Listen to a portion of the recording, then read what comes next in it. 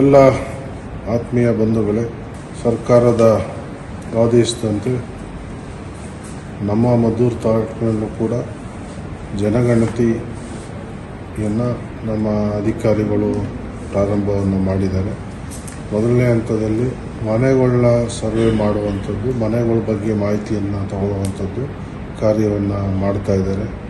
ನೀವೆಲ್ಲರೂ ಕೂಡ ತಪ್ಪದೆ ಸರಿಯಾದ ಮಾಹಿತಿಯನ್ನು ಕೊಟ್ಟು ಎಲ್ಲ ಬರುವಂಥ ಅಧಿಕಾರಿಗಳಿಗೆ ಸಹಕರಿಸಿ ನಿಮ್ಮ ಏನು ಗ್ರಾಮಗಳಲ್ಲಿ ನಿಮ್ಮ ಮನೆ ಆಸ್ತಿಗಳು ಏನಿದೆ ಅದರ ಬಗ್ಗೆ ಒಂದು ಮಾಹಿತಿಯನ್ನು ಕೊಡಿ.